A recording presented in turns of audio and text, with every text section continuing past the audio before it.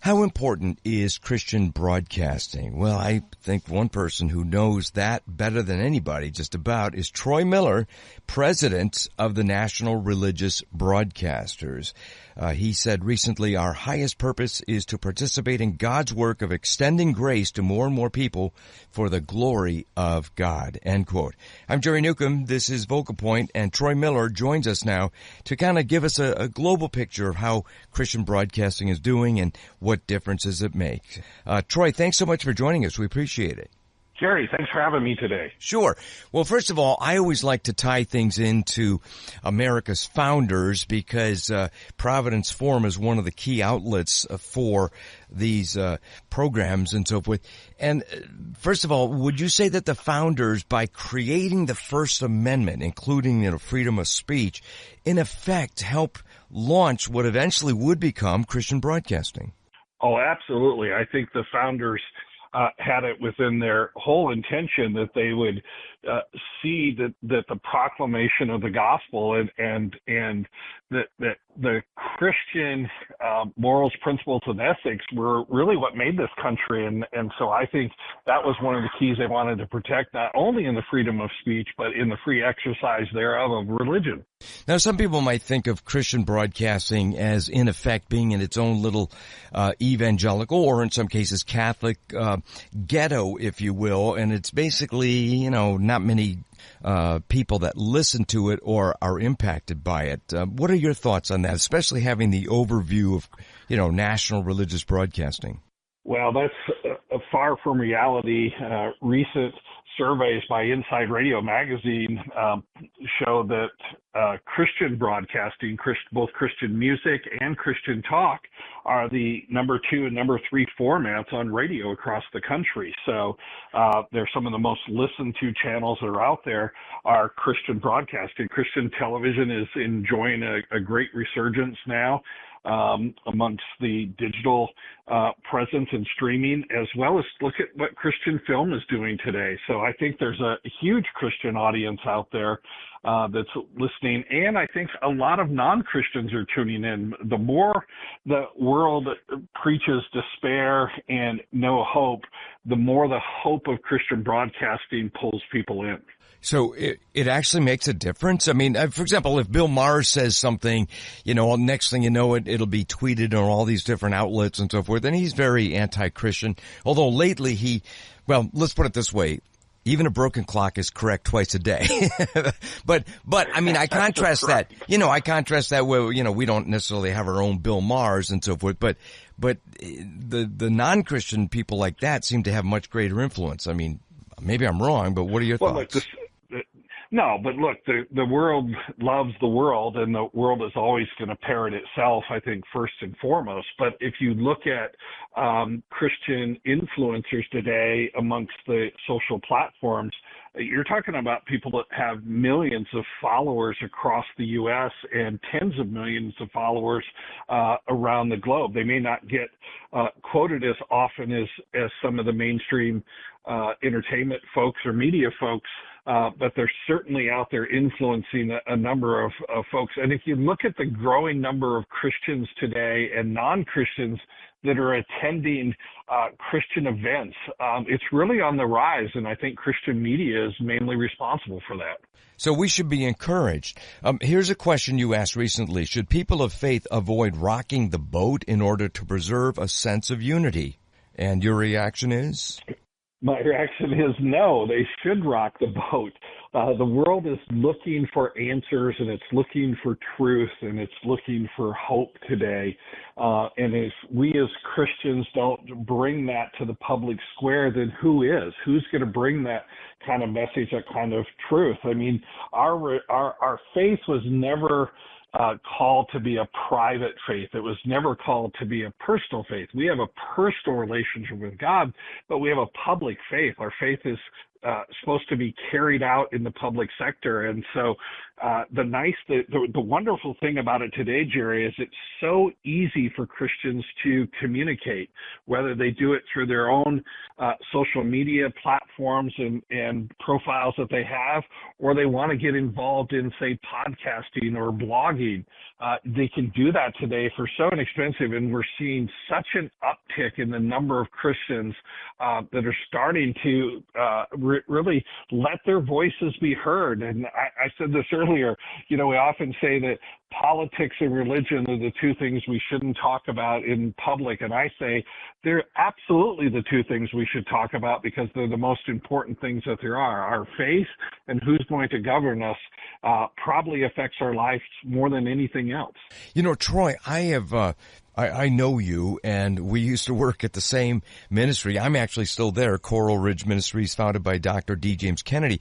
I think it's safe to say that you, knowing your testimony, you're a product of Christian broadcasting. I know it was through a book by Dr. Kennedy, but that book was made known through Dr. Kennedy's broadcasts. And so could you go ahead and give a brief testimony about your own faith journey, and how did Christian broadcasting impact it? And I'll just sit back and listen.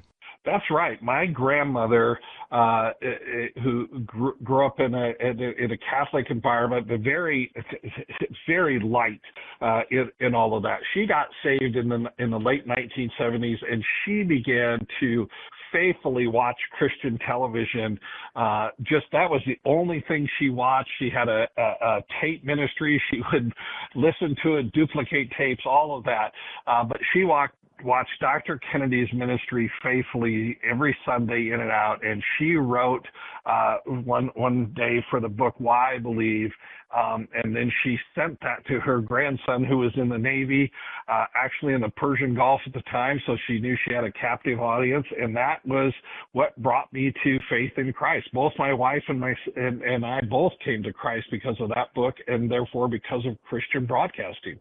That is so cool. Okay, what challenges are there to Christian broadcasting? For example, there are some who want to remove AM radios from being new cars being made, or other threats like that.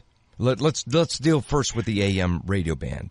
Yeah, so let's talk about AM radio for a second, because there was a recent move by a major auto maker, Ford, who wanted to pull AM radios out of the car, initially EVs, electric vehicles, because they talked about there was interference with the electronics of the car and the radio and such. The government accounting office looked into that and found out that was not the issue. It's just a $39 part. When you're talking about a $14,000, $15,000, or $25,000 car, that's pretty insignificant cost to the manufacturer on that end.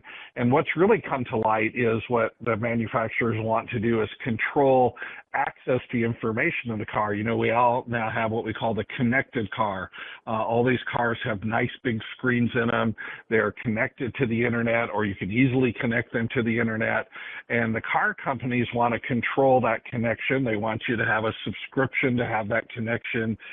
Then they want you to have a subscription to have certain apps available on that car. Well, it's kind of hard to do that if all you have to do is tune in free AM radio or FM radio, but right now AM's the target. And AM radio, I grew up in rural Nebraska. AM radio is a staple across rural America, and as a hurricane currently bears down on the U.S. here, AM radio will be the go-to place for a lot of people. So this has really become about who can control access to information in the car. We have the challenges that you talked about. We have the biggest challenge today is who controls access to information. They want to control that access in the app stores on Android and Apple. They want to control that access in the browsers with Google and the things they do today, and the auto manufacturers. So we're fighting hard to keep AM in the dash. If AM radio at some point becomes obsolete, we don't think it's anywhere near that point today, then we let the free market take its course. But today, to just say, hey, we want to limit free access to radio because we want to control subscriptions to that access to the car, we don't think that's right. Well, as a Christian broadcaster and president of the NRB, the National Religious Broadcasters, I'm assuming there's a lot of Christian stations that are on that AM dial.